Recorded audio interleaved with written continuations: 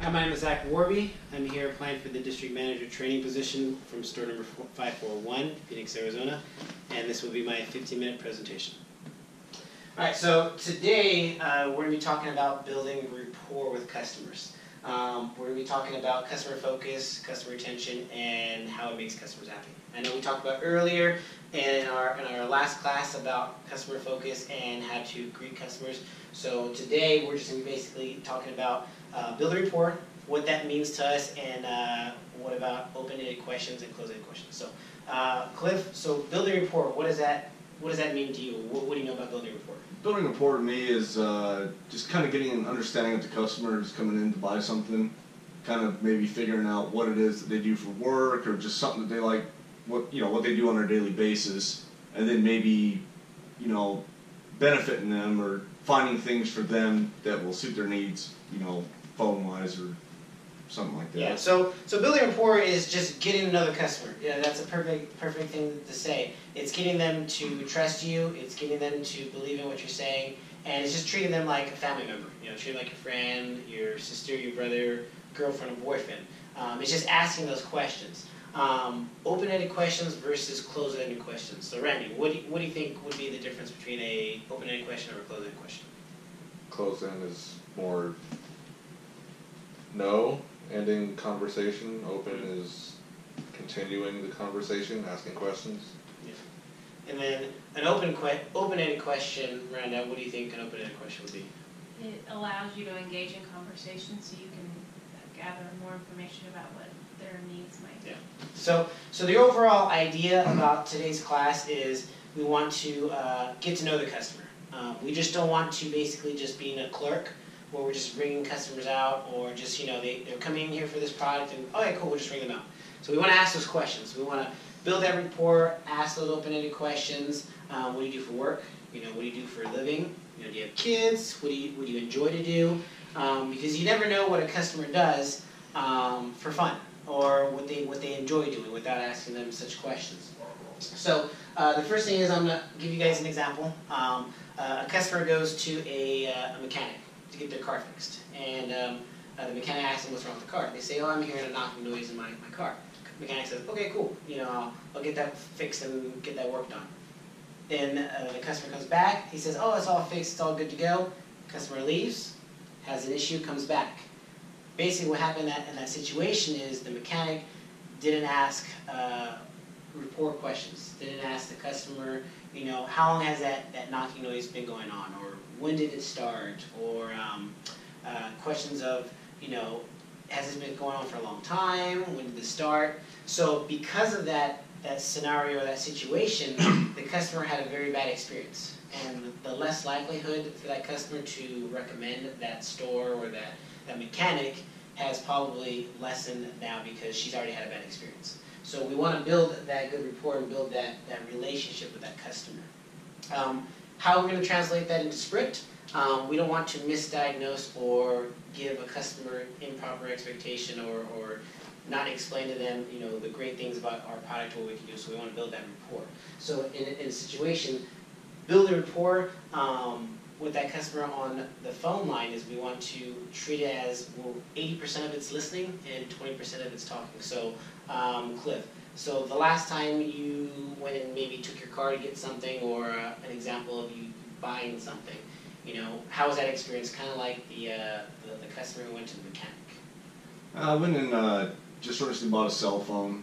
I kind of saw the phone that I liked, but the experience wasn't good because the guy at the store didn't really ask me any questions about what it was I did do as a career or anything like that. I kind of had to ask all my own questions, like what would be the best Bluetooth for this particular application. This is what I do, and I had to come pretty much forward and tell him everything, of what it is I do, and he wasn't really engaging in the conversation. I pretty much had to ask all the questions to figure out what I needed to do. Yeah, and we were talking earlier that we do HVAC currently right now, and if the representative would have asked you open-ended questions, what you do for work, what you like to do, he could even sold you a Bluetooth. And this is a real-life situation that you just bought a phone, and we were just talking in the LG tones would go great with what you do for work. You know, Absolutely. hands-free, things like that.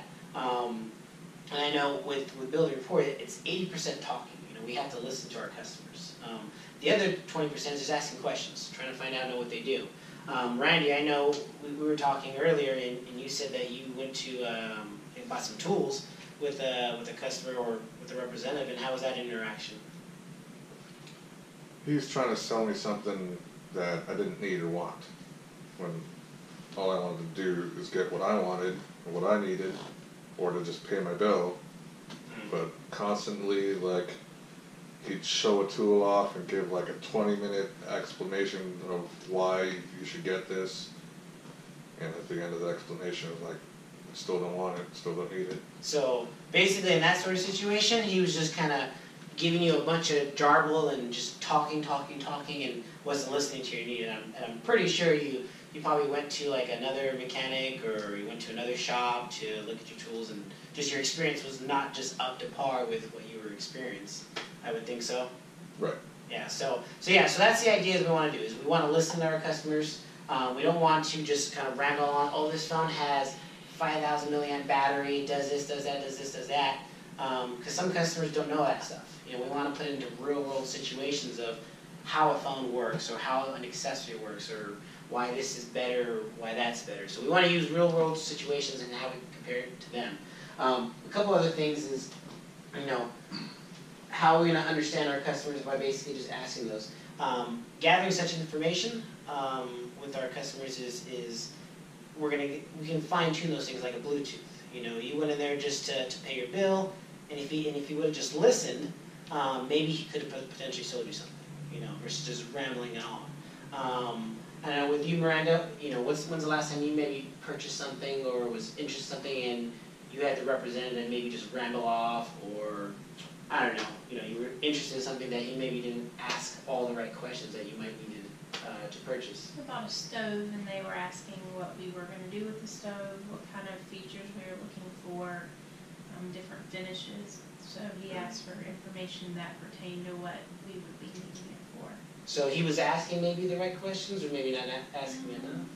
He was engaging in conversation to see what we would be using it for and what features might be appropriate, things that might just be over the top that we might not necessarily need. Yeah. So as you can tell, all three of you have been in a situation or in a scenario where you're dealing with someone who is trying to assist you with, whether it's a bad experience, a good experience, or the experience that could have been better. You know, buying a Bluetooth, a stove, some tools. Building that rapport is like I can tell my reps at my stores, you want to treat them like family. You want to treat them like your brother, your sister, your mom. Would you talk to them like you're talking to your mom? You know, the thing that you want to do with your customers is you want to make sure they don't leave empty-handed or leave without the best solution, so that way you can recommend a professional recommendation on a product or a professional recommendation on a phone. So by asking those questions, you can build a story and say, well, okay, this customer does this or that. For example, customer comes into a Sprint store and they say, you know, I'm an Uber driver, I like to swim, and I like to work out. So based upon just me giving you those three things, you know, I'm looking for a new phone, and you know, I drive for Uber, and I like to work out a lot. What do you think that maybe, you know, you can kind of put together just by those three, those responses that the customer gives you? What do you think you can maybe kind of put together? They might need something with a large screen so they can see while they're driving. Yeah, so a large screen, you know, maybe something that they can see when they're driving. Cliff, what do you think that you could maybe put together by, he's an Uber driver, he swims, and he goes to the gym? What I would probably recommend is a Bluetooth, so that way if he's at the gym, he can do his working out and listen to his music, or if he is driving, he can, you know, be hands-free. Yeah. You know, it's just safer that way too, I think. That's good. So Yeah. a phone with a big screen, a Bluetooth for hands-free driving safety. So those are professional recommendations, you know, for what he does for work. Because, you know, you were talking to him, asking questions. Randy, what do you think that, you know, you could maybe recommend a customer who does those three things? Anything wireless, like the Bluetooth. Bluetooth? Maybe a Bluetooth speaker? You know, maybe Bluetooth speaker. Maybe a case or a clip. Yeah, anything that makes the phone hands-free, whether it's a clip, Bluetooth, armband. It makes everything easier, whether you drive, you work on a car, gym, workout. Yeah. So just based upon those three things, you can start building things together. You know, like you said, a phone with a big screen. You were speaking on Bluetooth, a case, something wireless. I know we sell tiles, so in case he loses a phone at work. So you kind of get to know your customer. You get to know what they do, get to know what they enjoy, and then I guarantee you anything that you put together for the customer, they're gonna love, and then they're gonna recommend you to their friends, family member, because they're gonna leave happy. You know, when you fit that product into their life, versus just saying, hey, this is what you need. Well, you said you're an Uber driver, big screen I would highly recommend. Bluetooth, since you're driving hands-free, I would highly recommend a Bluetooth because the last thing you want to do is be talking on the phone while you're driving. Safety. And then, obviously when you're working out, something wireless connectivity, wireless speaker, or anything like that. So those are things that are great to recommend. A couple other things we're talking about is, with gathering all that information, what else would you guys think that, I think we were talking about, when you purchase a car, how was your experience with doing that? I mean, it was okay. I mean, they were the first question out of their mouth was pretty much, what am I looking at for my payments each month? Yeah. They didn't really ask me too many questions. I kind of had an idea of what it was, what I was looking for. Pretty much, I was more or less asking them what I could get for my trade-in. Okay. For another purchase, and just trying to get, Trying to figure things out. Yeah. Pretty much. So with any person that you deal with, like I said, you deal with HVAC right now, whether they're a purchasing customer or an existing customer, is you just have to kind of be yourself. You be yourself, build that rapport with that customer. Like I said, whether they're a purchasing customer or an existing customer. I know you work at a dealership, so a customer comes in, you explain to them, hey, I'm going to fix this. You ask those questions of what's wrong with their car. You build that rapport, and they're going to trust you. They're always going to come back to you, and they're going to recommend you. And that's the concept, and that's the idea by building rapport and asking those open-ended questions. So there's basically a quote by Bill Clinton that says, people don't care how much you know until they know how much you care.